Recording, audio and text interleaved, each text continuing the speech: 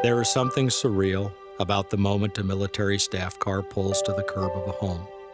The age-honored tradition that sends military members to deliver the news that no family ever wants to receive. For those who are delivering the news, it is the longest walk they'll ever make. For no matter how well rehearsed, no matter how many times they formulate the words they know they must eventually say, each and every word will be torturous to deliver and even more torturous to receive. He spoke the ever-famous words of, "The President and the Department of Defense regret to inform me." And those words carry such a life-changing, a life-changing momentum with them. She said 2 Army men had just left her house. That Brennan had been killed in action. I went totally numb, there was no feeling at all. I just didn't want to believe it was true. I knew that Brennan's parents being notified was going to take some time because there is no base or military organization that's not National Guard within Oregon, and that I wasn't sure where their notification officers were going to come from. Up rolls a car, and just by the description of the car, you knew this was a government vehicle. I remember one of the first things that Linda said was, "Don't let him come to the door." I know she was still holding out hope, that there was a mistake. Even myself, inside myself, I was saying, "You're not coming to my house.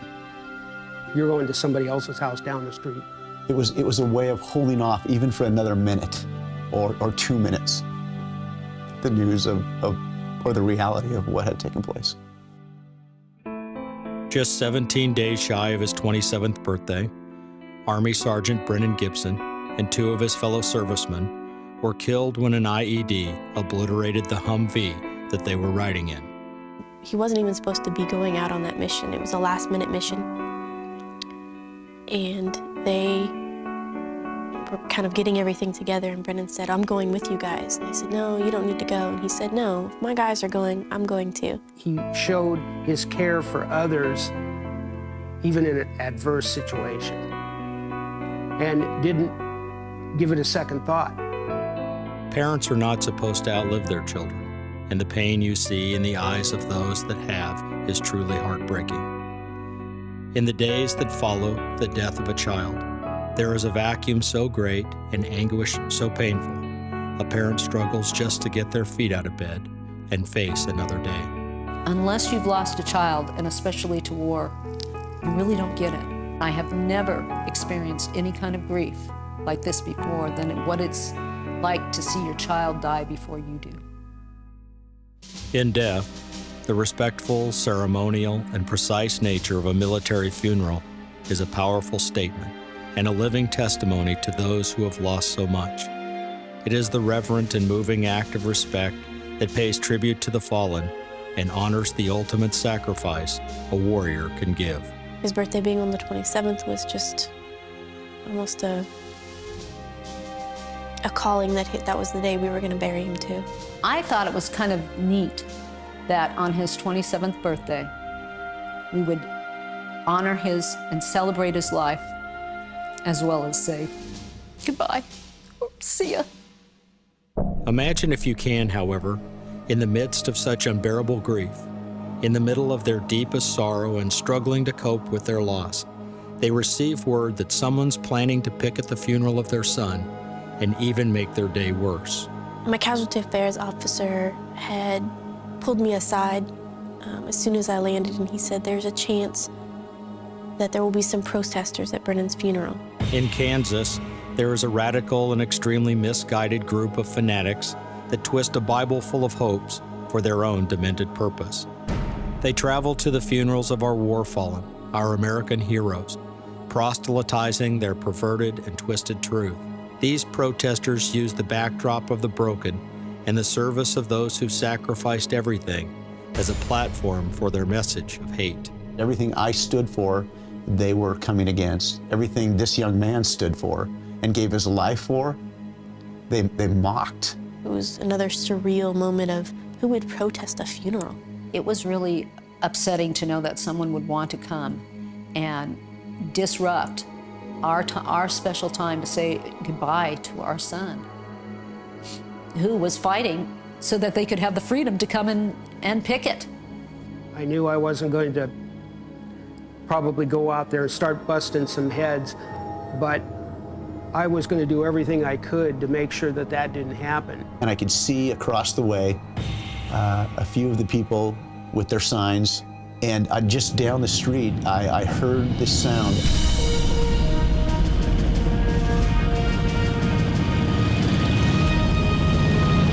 When I saw them, I was overwhelmed by the fact of the cavalry's here. It was just absolutely wonderful to see them ride up on their motorcycles with their flags. I've seen a lot of great things.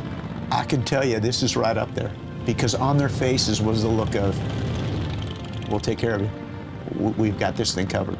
And they did. I probably would have gone to jail that night. I don't know what I would have done, but it wouldn't have been good. You want to go, and you want to go hit them or do something violent to them. But at the same time, you know you can't. You know that it's the antithesis of what we're supposed to do. You know, they're out dying so that we can enjoy what we're doing at home. You know, and the least we can do is be there for the families. Everything these guys stood for was that this young man, in this case that day, Brennan Gibson, was going to be treated and was going to be honored in the way that he should, and there would be no interruptions. The Patriot Guard Riders were formed in response to that to shield the family from these people, shield them physically with our bodies and our flags. If they get too loud, fire up a couple motorcycles, shuts them right down. Now, obviously, that's the way to do it. And what that is it's a very powerful thing to do, to nullify idiots like that. These rough and even tougher-looking guardians come from every walk of life imaginable. With over 186,000 members nationwide and climbing, they are motivated by a sense of fairness and hell-bent on ensuring that those who have paid the ultimate price of freedom receive the funeral and respect they deserve. We've been out here when it's been below freezing. We've been out here in the pouring rain, the snow, the sleet, wind blowing. We feel that it's the least that we can do for what they've paid. To have an organization like this there for families of fallen service people is a godsend. If there's a little bit of a way that I can help to give back part of what they've lost, just even though it's very minor compared to what they're giving up, I'd jump at the chance. Even though I've done 250 or 300 of these, each one is different, each family is different, each setting is different. You know, we all feel it. I feel very honored to be a part of this organization. For me, it's very cathartic. We're not a political organization in any way, and when we get together, we're all Americans and we're all here for the same purpose, and that is to honor the fallen hero. Some within their ranks have never served a day in the military. Some join the group because of a first-hand experience they've had with the group at a funeral for their family member. And some, like Nick Kindler, a veteran of the Vietnam War, wants to make sure that the way that they were treated when they came home never happens to anyone again. When we came back from Vietnam, we came back as pariahs. I was never spit on, but I was called a baby killer. I was denounced. This will never happen again. As long as I'm alive, as long as Patriot Guard is around, this will never happen again. Recently, the United States Supreme Court has announced that it will adjudicate the case of Snyder versus Phelps. This case speaks directly to the issue of First Amendment free speech and the responsibility of those using it. Values as a nation are precious, powerful, and pure. Yet with those established freedoms comes a level of responsibility to the premise and promise for which they were established. May the liberty and justice for all, so pledged by all who recite our Pledge of Allegiance, be garnered and honored for those who willingly gave us the greatest gift of all.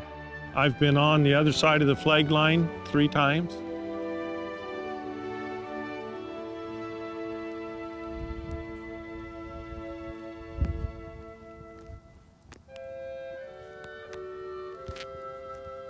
It's a different feeling.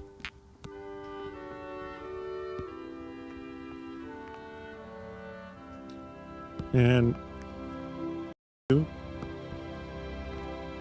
makes a difference.